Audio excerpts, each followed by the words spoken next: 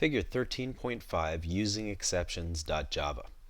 In this example, we have a class called UsingExceptions that contains only static methods, main to start the program's execution, and then a method called throwException, which we'll call from main directly, and another method called doesNotThrowException, which we'll call from main directly. And for this program, we've already gone and executed it in a command prompt so that we can bounce back and forth between the code here and the command prompt to show you the flow of control through this application and to demonstrate to you explicitly that the finally block always executes no matter what happens in a corresponding try block. So what we're going to do here in main is we start with a try-catch sequence in which we are going to attempt to call a method named throwException. Now you can probably guess what that method is going to do based on its name. It's going to throw an exception which we will then catch here in main and we will print out when we catch it. So let's focus on this part of the program first. We flow sequentially into main and into the try block and we invoke throwException. That's going to take us to this other method called throwException, and you'll notice the throws clause here which says it throws type exception. Now the type exception is the superclass of all exception types. So not only could you potentially use that as a way to catch any type of exception, but also it is a checked exception type, and because of that I either have to trap exceptions when they occur in my code or I have to indicate that my method throws them. In this case I'm indicating that this exception type will be thrown back to main. Now within our throwException method we've got a try block, and inside of that try block we print out that we're in method throwException, and that's our first line of output, and I'd just like to show you that. You can see here that we print out method throwException. Right. Then inside the try block, and again this is a mechanical example to demonstrate flow of control, here we throw a new exception object. Now if you are a library code writer, often you're going to need to indicate to somebody who's using your library code that a problem has occurred. In that case, within your library code, you're going to use the throw statement followed by the new keyword to create a new exception object and throw it into the exception handling mechanism. So this is what we would call the throw point in the code. This is the point at which the problem is actually occurring. The type of the problem in this case is the generic type exception, and the parentheses are actually a call to the exception class's constructor. And as you'll see in subsequent examples, there are several constructors, one of which also allows you to specify a custom error message string. And all of the various exception classes that derive directly or indirectly from exception typically provide similar constructors as well. Now, if we did have any other code between lines 27 and 28, that code would be skipped because of the fact that when an exception occurs inside of a try block, the try block terminates immediately.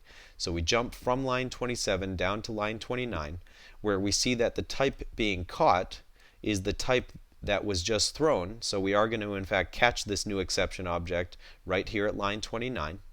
And to prove that we caught it, we're going to print out that the exception was handled here in method throwException. So if I stop there for a moment and look at my output window, you can see my second line of output showing you that indeed we caught the exception. Now we're doing something new in this example as well here at line 33. This is called rethrowing an exception. When you use the throw statement inside of a catch, what you are saying is that you want to throw another exception, and if you don't say new, you're throwing the same exception that you just caught. You simply say the name of the exception object here, which we've called exception, and that causes the exception to be thrown back to the calling method. Now, the reason I say that is as follows. When an exception is thrown from anywhere other than a try block, the method in which that statement appears will terminate immediately. So this statement is not in a try block, it's in a catch handler. If this entire try-catch finally sequence were nested into another try block, then this would be throwing to the outer try block, but we don't have that case here, so we're going to terminate this method and we're going to be sending this exception back to the calling point in main. However, a couple of things that you need to know here. First of all, we're not going to reach the end of this catch block because we are throwing an exception here at line 33. So that is going to mean that any additional code that we might have placed between lines 33 and 37 will be skipped because of the new exception that we're throwing here at line 33, number 1. And then separately, if there is a finally block attached to the try-catch finally sequence, that block of code is guaranteed to execute before this exception gets thrown back to the caller.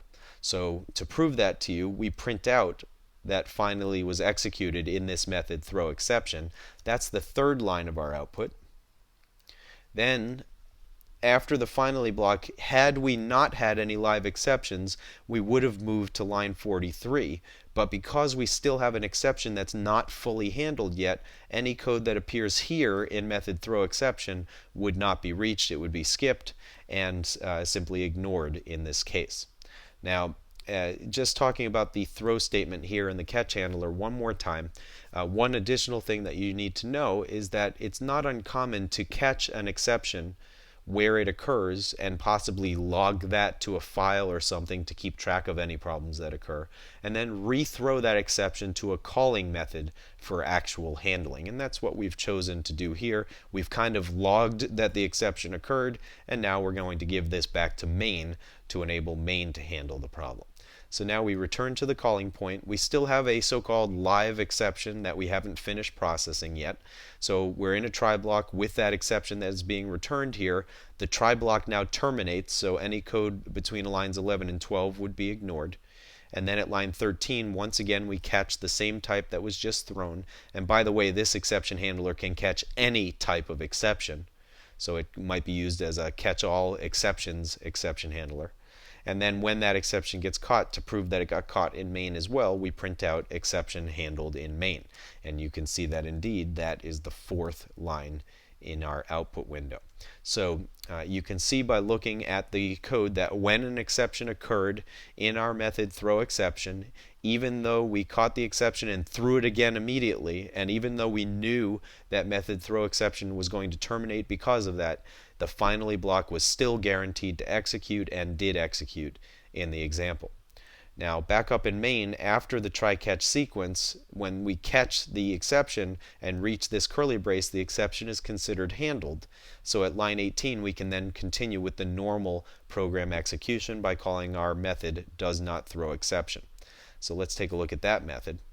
Once again, we have a try block in which we simply print out that we are inside of method does not throw exception. So this is the fifth line of our output, and you can see that here.